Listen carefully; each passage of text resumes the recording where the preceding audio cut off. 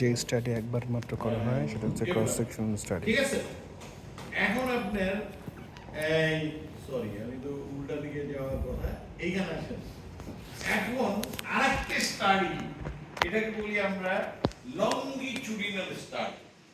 যেমন ধরেন, কথা একটু না বললে আবার বোঝানো যায় না। আমি যতই চাই ক্লাস ছোট করতে, আপনাদের বেটার আন্ডারস্ট্যান্ডিং এর জন্য অনেক উদাহরণ দিতে হবে।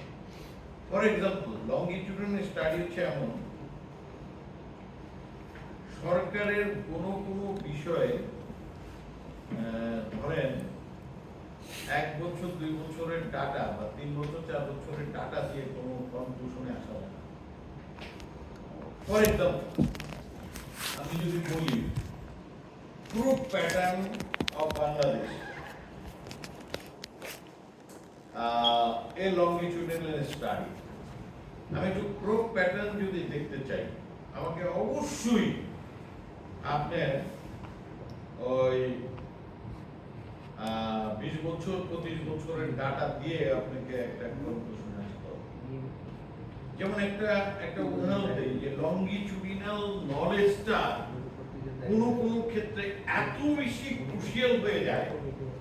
যেমন আমি ধরি যে ব্রিটিশদের কথা যদি ধরি, আপনি দেখেন ব্রিটিশদের কথা যদি আপনি মাথায় নেন, দেখবেন এমন রেলওয়ে সিস্টেম করছে বাংলাদেশে, সারা দেশ ডুবে গেল, রেলওয়ে সিস্টেম ডুবে।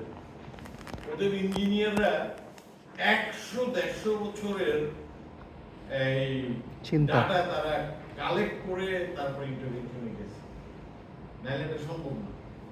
ঠিক আছে, এখন এই ধরনের, যেমন আমার নিজের মনে হয়, আমি তো এগ্রিকালচারিস্ট না, আমার নিজের মনে হয় in the days to come বাংলাদেশের মানুষের ফুড হ্যাবিট চেঞ্জ হয়ে যেতে পারে বেসড অন দি রিয়েলিটি। কেন দেখেন, বাংলাদেশের one of the major problem আগামী দিনে যেটা হবে, পানির প্রবলেম হবে। কারণ কি, আমার দেশের অধিকাংশ নদ নদীর উৎস হচ্ছে দেশের বাহিরে। Almost 93 or 97% rivers are coming from outside country. তার মানে I am completely dependent on water, মানে which originate from another country, which are coming from originate from other countries, isn't that? yes sir. এখন ধরেন 1 KG ধান উৎপাদন করতে আপনার ধারণা কতটুকু পানি লাগে?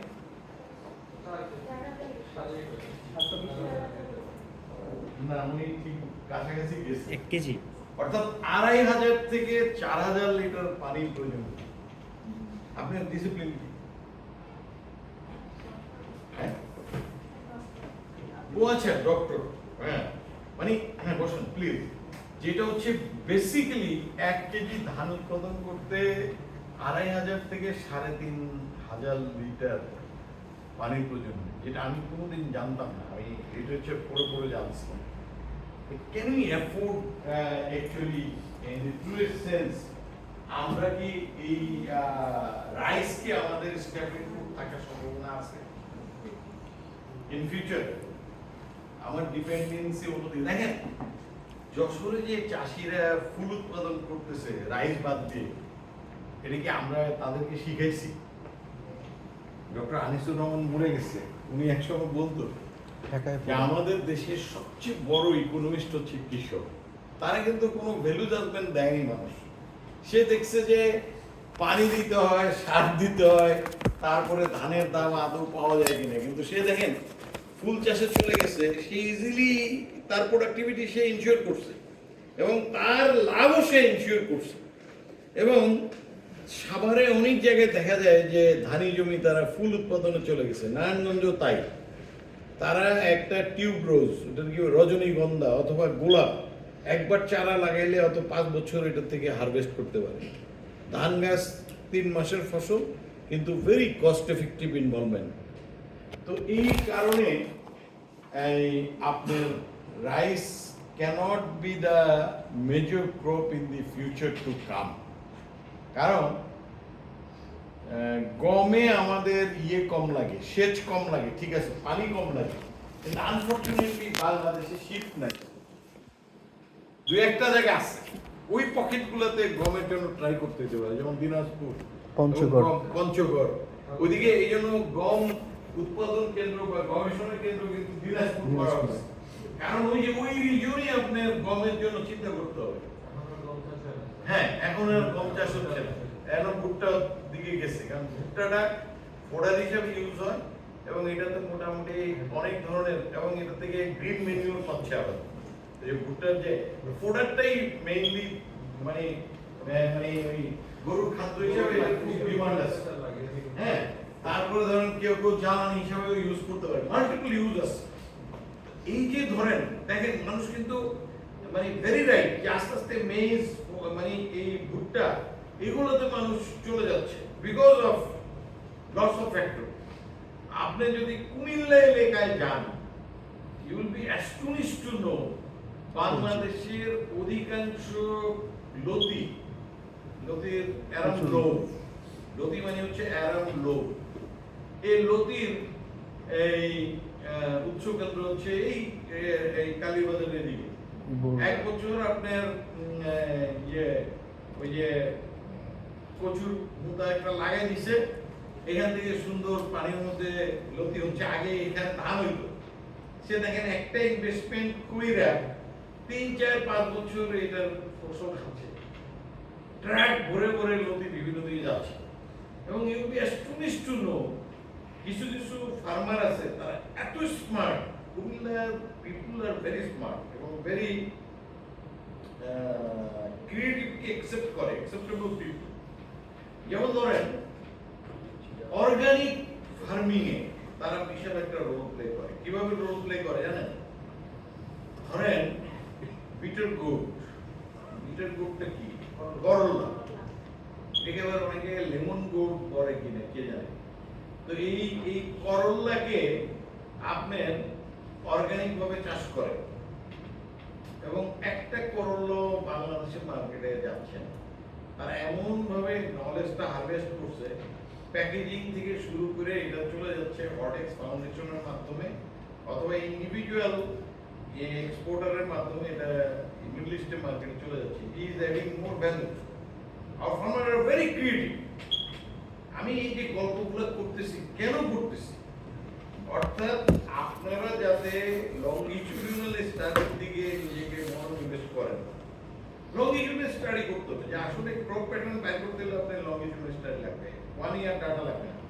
এখানে মূল কথাটা হচ্ছে when a researcher do a study based on multiple data, অথবা এটাকে বলে দেওয়া যেতে পারে বেসড অন, আপনি ধরেন এটাকে আরেকভাবে বলতে পারি, সেটা হচ্ছে কি বলবো যে মানে যেখানে আপনার কি বলবো লং টাইমের ডাটা দরকার, ঠিক আছে? It refers to the collection of different points of time. তার মানে হচ্ছে ডিফারেন্ট পয়েন্টস অফ টাইম বললেই বোঝা যাবে যে every 5 years, 2 years, 3 years, 4 years একটা ইন্টারভ্যালে আমাদেরকে ডাটা কালেক্ট করতে হবে, ঠিক আছে? একটা উদাহরণ আমার মাথায় আসছে খুব ভালো আপনাদের জন্য আমি ক্রস সেকশনের উদাহরণ দিছি। এখন যদি ওই স্টাডি থেকে এইভাবে বলি যে foundation training course for Newport faculty colon বা আগে নেই, আগে নিয়ে যদি বলি, আগে নিয়ে বলতে হলে একটু বুঝতে হবে টেবিলটা। আগে নিয়ে যদি আমি এরকম একটা জিনিস বলতে পারি, আগে নিয়ে আমি যদি এইরকম একটা জিনিসকে বলতে পারি যে a career progression, an analysis of the career progressions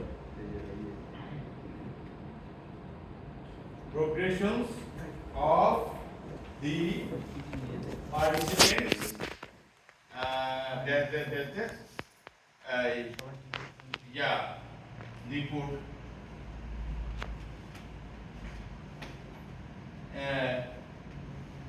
a case of base 2.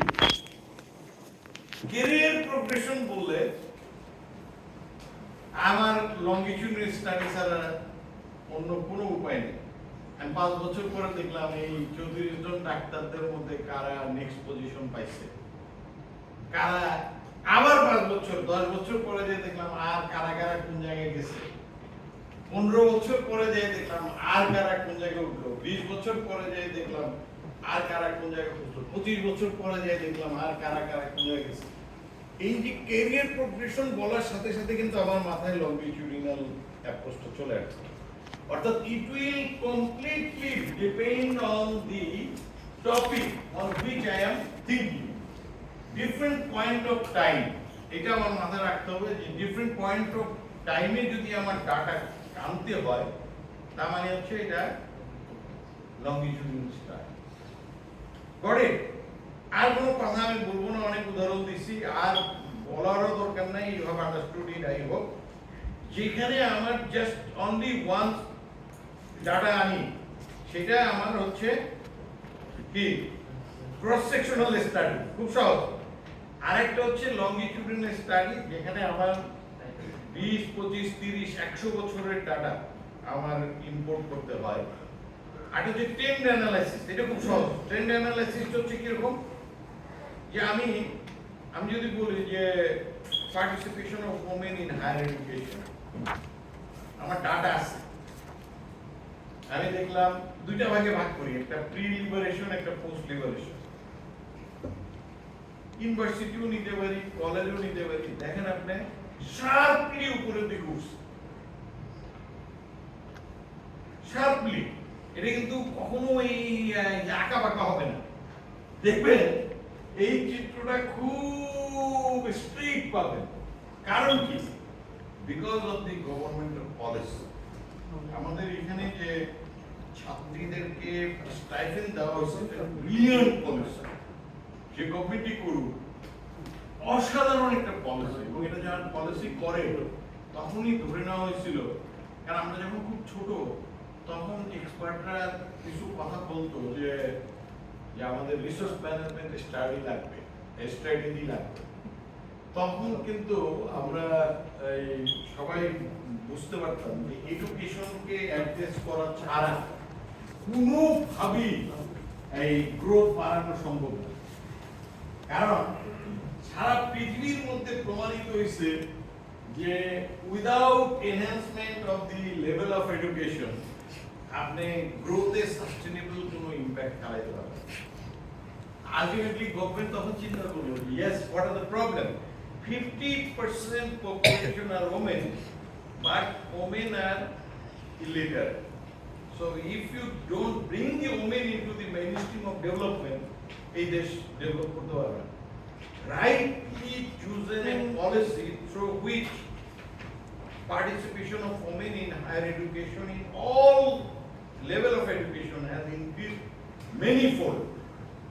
অসম্ভবভাবে বেড়ে গেছে, ঠিক আছে? এবং এটা বাড়বে, আরো বাড়বে, বিকজ অফ ওই যে বলছি যে আপনার মানে আমরা যখন একটা ট্রেডিশনাল সোসাইটি ছিলাম, তখন আমাদের ধারণা ছিল যে পুরুষরাই সব, মানে এখনো প্যাট্রিয়ার্কাল ভ্যালু সারা পৃথিবীতে আছে।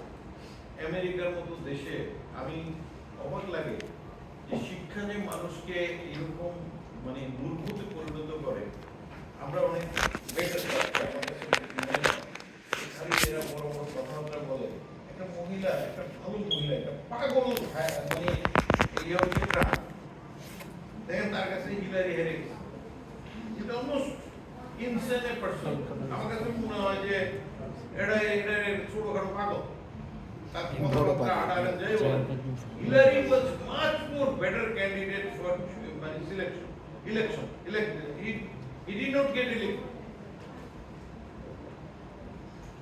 কিন্তু দেখেন বাংলাদেশের মতো দেশে যদি আপনি চিন্তা করেন, এশিয়ার মতো দেশে, এশিয়ার মতো অঞ্চলে পৃথিবীতে ওমেন লিডার কিভাবে হচ্ছে দেখেন। পৃথিবীতে সবচেয়ে আজকে প্রথম করে দিন। women leader সম্ভবত বাকি করে রাখবো তো বললো এই আমার ফালতুর নাম আসে কিনা চন্দ্রিকা কুমারতুঙ্গা। দ্বিতীয়ত ঝামেলা দেখি আসে শ্রীমাভু বন্দ্যোপাধ্যায়, sorry, ওর মেয়ের আজকে কথা সাবমিট বলছি। করে যাবে মার কথা বলতে হবে। শ্রীমাভু প্রতি মাসে 22 বন্দ্যোপাধ্যায়, তারিখ করে। তারপরে আসলো একদম 20 আয়রন তারিখ লেডি ইন্দিরা, ওই যাবে মার্গারেট থ্যাচার, এটা পরের কাহিনী। কিন্তু আপনি দেখেন শিক্ষার সাথে মহিলা ইলেকশনের কোনো সম্পর্ক নেই। এই চাকরি হুঁশিয়ার। নহর কোনো তো দিবে তার মানে কি আমেরিকান কবে? সোসাইটি কবে থেকে? আর বেসিক্যালি এখন কি দেবো? মেল কেন ডোমিনেটেড মাস থেকে সোসাইটি। শুনছি মার্চে। এটারে ওরা একটা ইংলিশ বের করছে খুব কঠিন, মেগালোম্যানিয়াক, অর্থাৎ পুরুষই সব, এই আইডিয়া থেকে তারা এখন ভয় হতে পারেনি। তো যাও ট্রেন্ড অ্যানালাইসিস হচ্ছে খুব সহজ, যে আমি ডাটা দেখে বলতে পারবো, ট্রেন্ড বাই করতে পারবো যে কোন জায়গায় যাবে। এইভাবেই যদি পপুলেশন বাড়তে থাকে, 20 বছর পরে যে বাংলাদেশের পপুলেশন কোথায় দাঁড়াবে, 100 বছর পরে যে পপুলেশন কোথায় দাঁড়াবে, এগুলো খুব ভালোভাবে বের করা যায়। আরেকটা হচ্ছে কোহোর্ট স্টাডি। কোহোর্ট স্টাডি হচ্ছে আই স্টপ, কারণ এত কনসেপ্ট একবারে ইউল বি মানে এটা ডাইজেস্ট করা খুব কঠিন।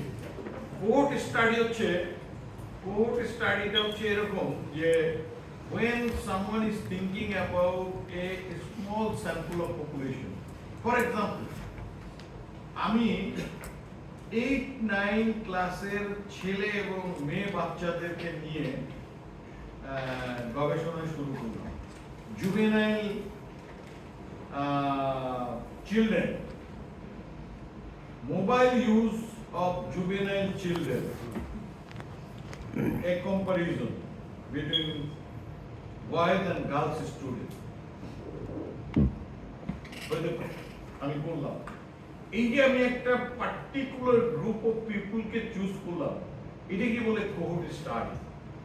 মানে আপনি স্যাম্পলের ক্যারেক্টারিস্টিক সেম, এটা অন্যভাবে বলা যায়, যখন কোন স্যাম্পলের ক্যারেক্টারিস্টিক সেম থাকে, এই গ্রুপ সেম থাকে, এটাকে কোহোর্ট স্টাডি বলে।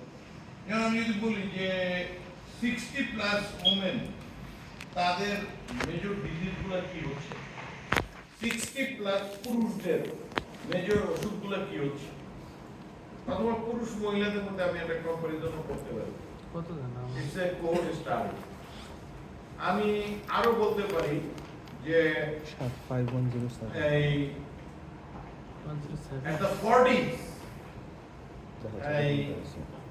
at the 40s rate of divorce কিরকম, আর at the 50s rate of divorce কিরকম, কোহোর্ট স্টাডি।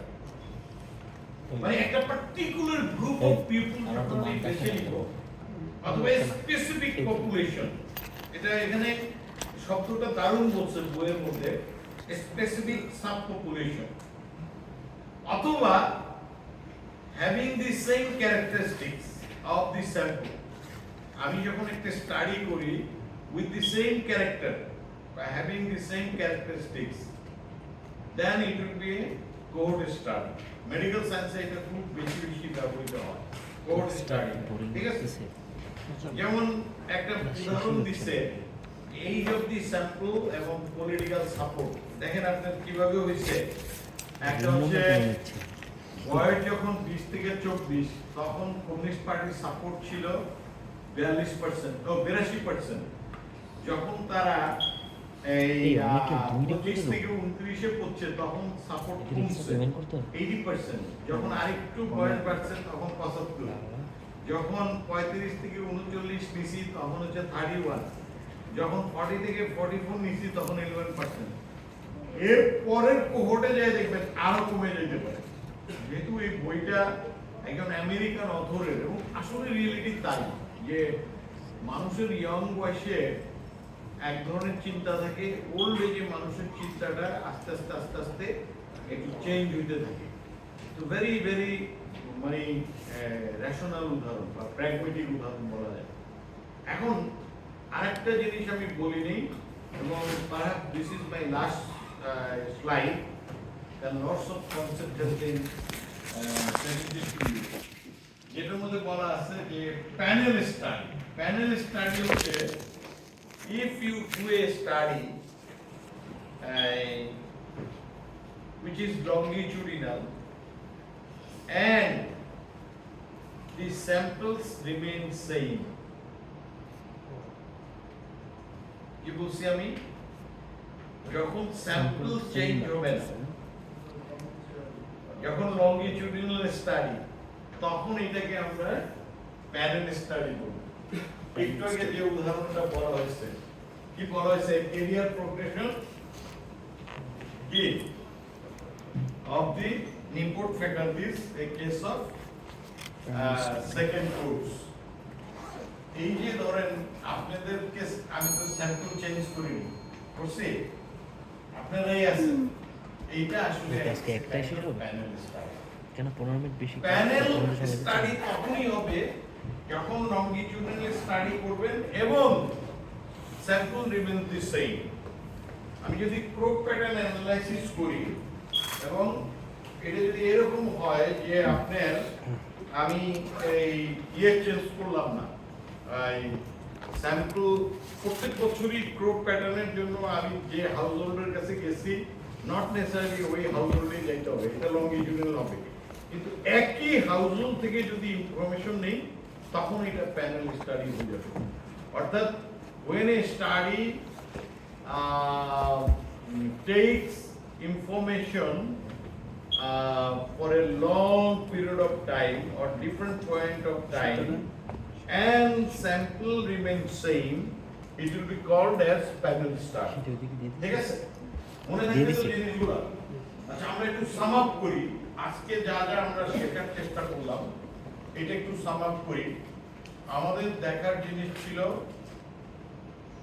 প্রথম ছিল যে রিসার্চ কি জিনিস। আমরা দেখলাম যে রিসার্চ, আমরা এই শব্দটার সাথে এপিস্টেমোলজিক্যাল সায়েন্সের একটা সংযোগ আছে। Epistemology tells us the origin of knowledge, the limits of knowledge and how knowledge has become knowledge। ঠিক আছে, এপিস্টেমোলজিক্যাল সায়েন্স দুইটা ভাগে বিভক্ত, একটা হচ্ছে এম্পিরিসিজম, একটা rationalism. Empiricism is the subjective judgment of human being towards anything, আর rationalism based on logic। ঠিক আছে, ক্লিয়ার? এখন এই দুইটাকে বেস করে আমরা আবার বলছি, একটা হচ্ছে কোয়ালিটেটিভ রিসার্চ, একটা হচ্ছে quantitative. Empiricism directly related to qualitative research, rationalism related to quantitative research। ঠিক আছে, এখন এখানে আবার ফিলোসফিক্যাল ওয়ার্ল্ডের দুইটা ভাগ আছে, একটা হচ্ছে ডিডাকটিভ রিসার্চ, একটা হচ্ছে ইন্ডাকটিভ রিসার্চ। ডিডাকশন হচ্ছে থিওরি থেকে আমি নতুন তথ্যতে যাই, নতুন থিওরি আবিষ্কারের সন্ধানে যাই। আর একটা হচ্ছে এম্পিরিসিজমে হচ্ছে ফিল্ড থেকে আমি যখন ফিল্ডের তথ্যের উপরে ভিত্তি করে আমি যখন থিওরি বিল্ড করি, ওইটা হচ্ছে এম্পিরিসিজম। ঠিক আছে, এখন আপনার এই দুইটা শেষ হওয়ার পরে আমাদের আসলো how we can look into research. আমরা রিসার্চকে কিভাবে দেখতে চাই। রিসার্চ হচ্ছে আপনার তথ্য দিয়ে পুরাতন সত্যকে নতুন আবিষ্কার করা, আবার পুরাতন সত্যকে নতুন ভাবে আবিষ্কার করা, এটাও হইতে পারে। কিছু কিছু হেজি এরিয়া থাকে, এটাকে বাইর করা রিসার্চ। আবার হচ্ছে আপনার কমপ্লিটলি নিউ আইডিয়া নিয়ে আসা, এটা হচ্ছে রিসার্চ। আরেকজনের ডাটা আছে, আপনি তার ডাটা থেকে নতুন তথ্য আবিষ্কার করতেন, এটাও রিসার্চ। এইভাবে মোটামুটি রিসার্চ হচ্ছে, আরেকটা কাজ করা যায়, রিসার্চ হচ্ছে প্রবলেম সলভিং অ্যাপ্রোচ, যে আমি প্রবলেম প্রোঅ্যাক্টিভ রিসার্চ করে এটা, অথবা এটাকে আরেকদিনের ক্লাসে বলবো, এটাকে অ্যাপ্লাইড রিসার্চ বলে। Will go for it. যেহেতু আজকে অনেক থিওরি আলোচনা হয়েছে, এই জন্য আমি আর ওখানে যেতে চাচ্ছি না। তারপর আমরা দেখলাম রিসার্চের জন্য আরেকটা জিনিস ইম্পর্টেন্ট, সেটা হচ্ছে কি জিনিস, রিসার্চ হচ্ছে টু নো দ্য আননোন। আমার নতুন জিনিস জানার প্রচেষ্টা হচ্ছে রিসার্চ। তারপরে আমরা দেখার চেষ্টা করলাম, কি দেখার চেষ্টা করলাম না, এর আগের একটা স্লাইড বাদ হয়ে গেছে। Sources of knowledge, tenacity, intuitions April authority scientific knowledge, নলেজের সোর্স এইটা। তারপরে আমরা আসলাম হোয়াট ইজ রিসার্চ। এখন বললাম রিসার্চ হচ্ছে নতুন কিছু আবিষ্কার করা রিসার্চ। আরো সহজ করে বললে যে কোনো আননোন জিনিসকে আনরেভেল বা আনকভার করা বা উদ্ঘাটন করা হচ্ছে রিসার্চ। তারপরে আমরা দেখলাম যে রিসার্চের কিছু বেসিক আইডিয়া আছে, বেসিক কনসেপ্ট আছে। একটা হচ্ছে থিওরি, একটা হচ্ছে ভেরিয়েবল, একটা হচ্ছে হাইপোথিসিস, আরটা হচ্ছে ইউনিট অফ অ্যানালাইসিস। তারপরে আমরা দেখার চেষ্টা করলাম কি যে আমাদের ইউনিট অফ অ্যানালাইসিসের ক্ষেত্রে দুই ধরনের প্রমাত্মক জিনিস ঘটে। একটা হচ্ছে ইন্ডিভিজুয়ালকে বেস করে আমরা গ্রুপে চলে যাই, আবার অনেক সময় গ্রুপ অ্যানালাইসিস দরকার, আমরা চোখ করি ইন্ডিভিজুয়াল। এটা করা যাবে না। আমাদের যেই অ্যানালাইসিস যারে দিয়ে করব ওই ইউনিট ধরেই আগাইতে হবে। এই ধরনের ইউনিট অফ অ্যানালাইসিস মেইনটেইন করতে হবে। তারপরে আমরা দেখলাম time dimension of social research. কয়েকটা জিনিস দেখলাম, একটা হচ্ছে ক্রস সেকশনাল স্টাডি, একটা হচ্ছে লংজিটিউডিনাল স্টাডি, একটা হচ্ছে প্যানেল স্টাডি, একটা হচ্ছে কোহোর্ট স্টাডি, আর হচ্ছে ট্রেন্ড অ্যানালাইসিস, এই টাইম সিরিজ ডাটা, এগুলাও হইতে পারে। ট্রেন্ডের সাথে টাইম সিরিজ ডাটাও হইতে পারে। সো এই পর্যন্ত সবকিছুর জন্য একটা ফুলের শুভেচ্ছা দিয়ে আমার ক্লাস শেষ করি। যদি কোনো প্রশ্ন থাকে আমি একটু দেখি প্রশ্ন কোন জায়গায় আছে। হ্যাঁ ঠিক আছে, any question please, 2 minutes, any question.